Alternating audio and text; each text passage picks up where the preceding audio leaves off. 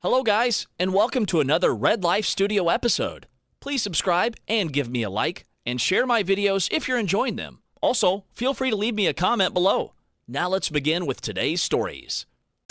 I am 25, cheated on her F25, after 2 years together. She still wants to see each other every so often to ease the burn. IDK what to do?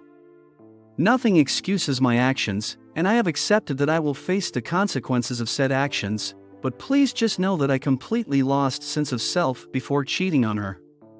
I was in a deep depression, constantly in survival mode 24/7. We dated for 2.5 years. Started during COVID lockdowns when we both lived at home with our parents. She told me from the very first date that she planned on moving to NYC after graduation, but that was now on hold cause of COVID. So to be fair, I should have known what I was getting myself into. Maybe I thought I could convince her to stay, maybe I thought she would chicken out. But regardless, she went through with the move and I supported her as best as I could through that process. We had only been dating 6 months by the time she moved, so it never felt right to ask her to stay. Who am I to stand in the way of her dreams? But why was she moving when we were just getting serious? For a job or career? She worked from home. Her office HQ is in the city, but she never really needed to go into the office, and they have locations all over the country, including her home state. She has no required days in the office either. So to me, it felt like she was choosing her friends over me. But again, who am I to stand in the way of her dreams? Being in your 20s in the city is exactly what some people yearn for. However, that's not exactly what I yearn for. We did long distance for about 6 months. I was so worried she would forget about me for some NYC finance bro. I taught myself woodworking and built her a desk for her apartment, helped her pack, move in, you name it. I was supportive as can be, because I just wanted to be with her. I wrote her like 20 letters saying open when you're feeling ______. Gave them to her before she left. We talked on the phone every night, I visited her often, planned trips, and even surprised her in the city a few times. I put so much effort into the relationship back then because I just wanted to be with her, and I had never felt a connection like that before. A few months later, she told me long distance wasn't working for her, and that she needed to be closer to her partner, and also that she was beginning to lose faith in me, because I had quit my job and was trying to find a new career. That really fucking hurt. I couldn't believe after all my effort and all the ways I thought I proved to her that I was capable, that she was doubting me. And I walked away from that conversation basically thinking, okay, if I want to be with her, I need to get a new job fast and it has to be in NYC. So I put my nose to the grindstone and eventually I got 3 job offers. The highest paying one happened to be 2 blocks away from her apartment, perfect right? Well, now the only problem was my living situation. She has 4 roommates who all make good money and can afford to live right in Manhattan. I however didn't know anyone in the city and didn't want to live with random roommates in some shoebox Manhattan apartment. And to boot, I'm not much of a city slicker at all. I'm very outdoors and my biggest hobby that I dedicate hours to is fishing. And there ain't much fishing in NYC, besides maybe Central Park. So I moved outside the city, about an hour train ride away. In a town where I had some family and cousins my age. Perfect right? Moved in, relationship is renewed. Exploring a new city together, young love yada yada yada. Things were perfect until they weren't. She was supposed to move in with me when her lease ended, but she decided she wasn't ready to be in the suburbs just yet. Totally fair, I completely understood, but was definitely disappointed to hear that her roommates were talking about moving to Brooklyn, even further away from me. It just felt like she was following her friends all over again. Ultimately, they just renewed their current place, but I never forgot about that. I even picked a 2-bedroom apartment and we picked out furniture together for it, with the plan of her moving in. But whatever. I was just happy they didn't move further away from me. so back to normal. But then work started to get crazy. I got promoted really fast and took on a lot of responsibilities. After long nights at the office, I would just stay at her apartment. It was fun at first, but with 3 other roommates it wasn't ideal, as I am very mild-mannered and don't want to make her roommates uncomfortable by staying there all the time. It just always felt like I was a guest in her space, but when she was at my apartment, I have no roommates, it felt like we were a little household. But she rarely came over besides the weekends. Because I was in the city 3 days a week anyway for work. I started to get really burnt out from work and all the traveling back and forth. I didn't have time anymore to do the things that made me feel human. Like cooking, cleaning, doing my laundry, going to the gym, etc.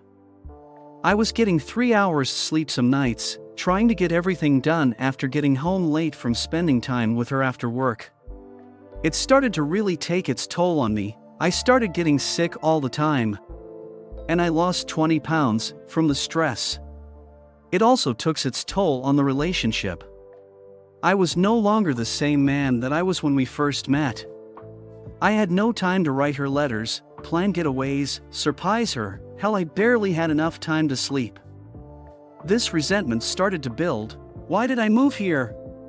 What happens if we break up? I don't know anyone here besides her. I started to feel really trapped.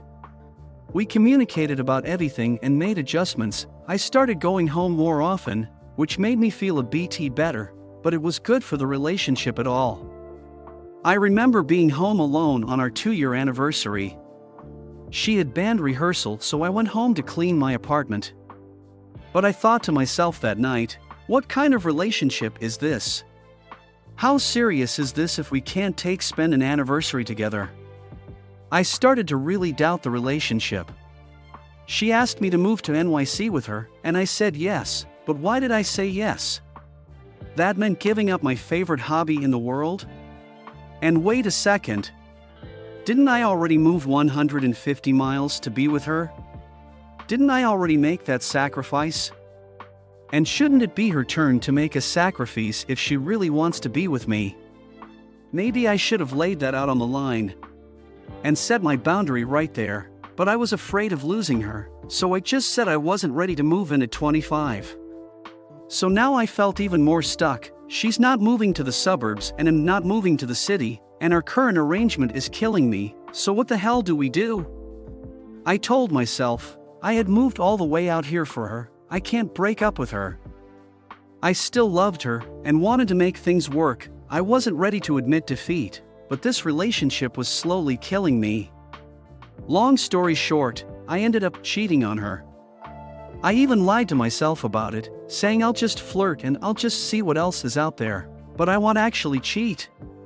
Of course, these were all lies. I feel like I know why I did it, but a big part of me doesn't understand why I didn't just do the mature thing and break up with her.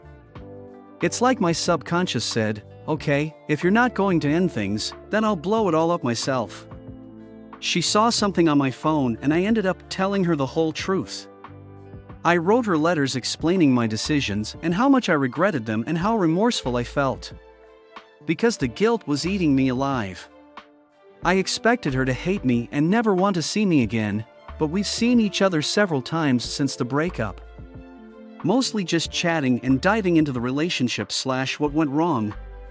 She's since kept insisting on meeting until we decide we don't need to anymore. She deserves so much better than me. And I have taken steps to make myself feel like a better person. I got into therapy and started volunteering in underserved communities, mostly because I felt so fucking guilty. And that has helped give me perspective in life. But I'm having trouble with the seeing each other aspect. We agreed to do and see between our visits, which has been around 2 to 3 weeks each time. We pick a day and say, okay, we're not talking to each other until this day.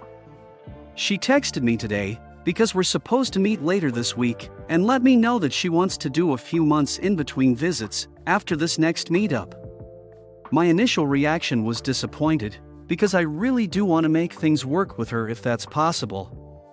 And this seems like she initiating a more formal break off. The realistic part of me knows that getting back together is a fucking long shot. So why even bother with these meetups? It feels good to see her and catch up, but the days following I feel absolutely terrible about myself for cheating on such a wonderful person. So is it worth it to keep doing these meetups? I still love her and would want to try dating again, once I have figured out all my shit, but part of me just thinks she would be better off without me. I feel like a yo-yo with the way I jump back and forth from wanting to get back together to thinking we would both be best to never speak again. She said this slow burn style breakup for her is easier than never talking and carrying around hate for me. I want to do whatever she feels best for her. It fucking sucks, but I know I will be okay. I just want to make sure she is too. I secretly hope she starts dating again and moves on, only to realize that dating in NYC is a cesspool. And by the time she figures that out, I will have healed myself into the man she first fell in love with. But that's just one of those thoughts you hold on to for hope. IDK. This is a lot of rambling, but it feels good to get out. LMK, if any of you have thoughts, I know I will get some hate, and I'm not saying the way I was feeling excuses my actions at all. Just felt it was relevant to explain. Thank you for watching. If you enjoyed the video, hit like. If you would like to see more, feel free to subscribe.